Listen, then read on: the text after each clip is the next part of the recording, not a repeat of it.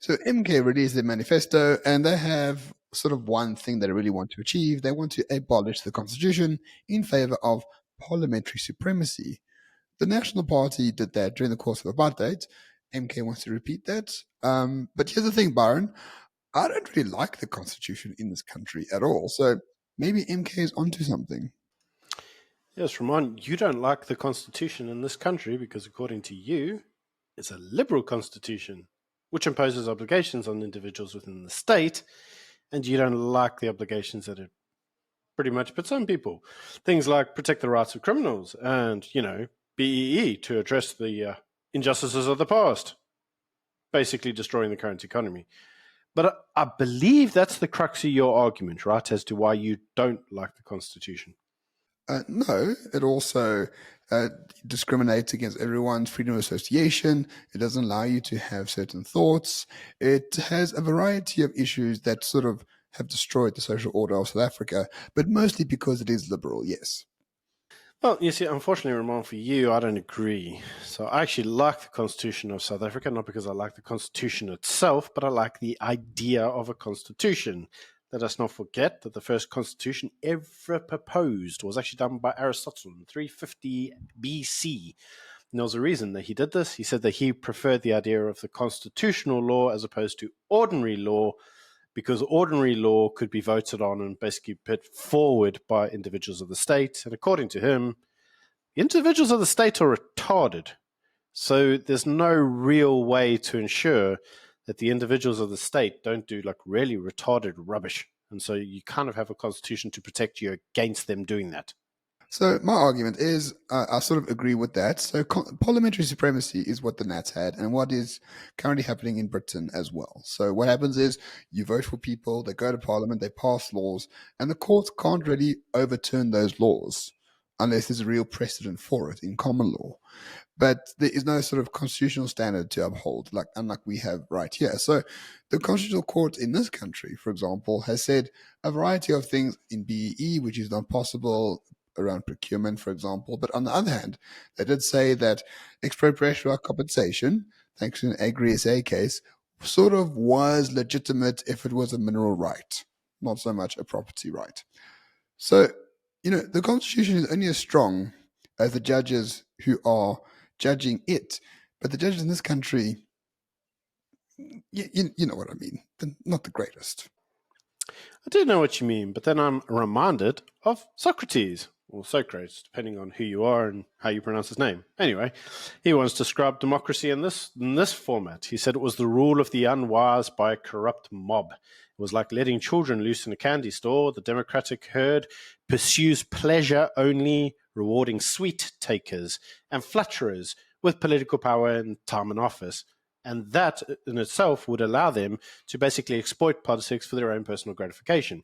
It's a very good summarization by Socrates from thousands of years ago, because that's what you have in Parliament right now. You have sweet takers, you have flatterers who go out there and say things in a political manner, populism, if you will. And what they then do is they use their connections and power to exploit the political process for their own gratification. Self-enrichment. State capture, anyone? So unfortunately, for me, I'm still not in favor of parliamentary supremacy. And I'm glad that you use the example of Britain, because you see in Britain, it's exactly what they have. And what you have in Parliament right now in Britain is the most retarded morons going, who they can't tell you what a woman is, but they can tell you all the other rubbish. And what that inevitably means is that they, through their own vote of the elite, basically get to make the rules and the dictates of the country at large. There's very little you can do about it. So you can have the most corrupt bullshit laws from retarded people, and you're powerless. That doesn't sound like a good time to me, Ramon. So I must make myself very clear. I'm not against all constitutions, just against the South African one. The American one is pretty good, but after like the Third Amendment, I got a bit, overboard. But the American Constitution with the First and Second Amendment, that's literally the state I want to live in. So if MK gets their way, what would happen to South Africa?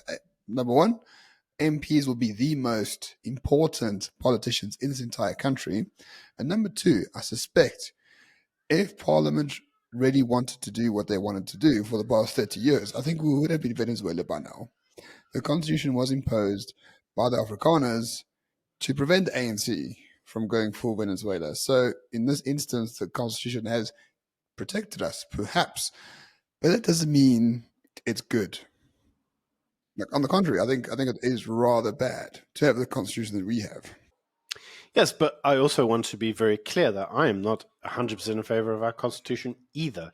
Because you see, for me, a constitution requires an individual to do nothing. You see, what it's inevitably meant to do is restrict the powers of government so the government cannot have degrees of overreach.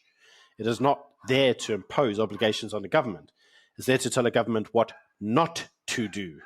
In other words, don't take away people's freedom of speech. Don't take away their firearms. Don't take away their property. It basically, so that when the government goes out and does things that they really shouldn't and has degrees of political overreach, you can say, sorry, it's unconstitutional. But you see, our constitution is flawed because it imposes obligations on our government. And it says what you must do is you must actively go out there and address the historical redress. You must address the injustices of the past. And in doing that, it opens the door up to the government to do, well, stupid shit. So it isn't a constitution in what I would consider a kind of like Hobbesian type fashion.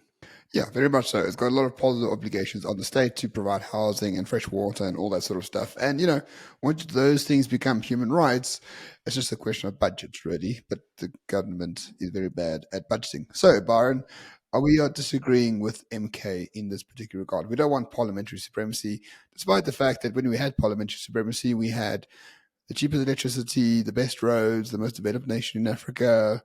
You don't want any of that, right?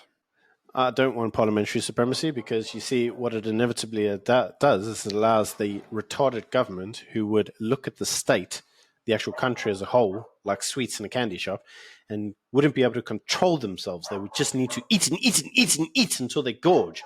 Unfortunately, it would mean that there's no sweets for the rest of us, right? And so if I use the James Madison argument for why we need a constitution, the father of the American Constitution, the idea was basically to ensure that your rights given to you by your creator, your rights given to you by God, basically aren't trampled on by the state, because the state aren't there to give you rights. They're there to protect you against the abuses against your rights given to you by God, in the words of James Madison. But in our constitutional fashion, I don't want parliamentary supremacy because we do have retards in parliament. But I'm also not 100% in favor into our constitution because it proposes too many obligations on the government itself on things that it has to do for the state, by the state, but is inevitably against the people. Yeah, no, I can agree with you. We hate the Constitution, but we hate parliamentary supremacy even more. So therefore, unlike yesterday's video, I'm no longer voting for MK. So I have to change the painting in my study now to a different paint color. Maybe I'll change it to blue.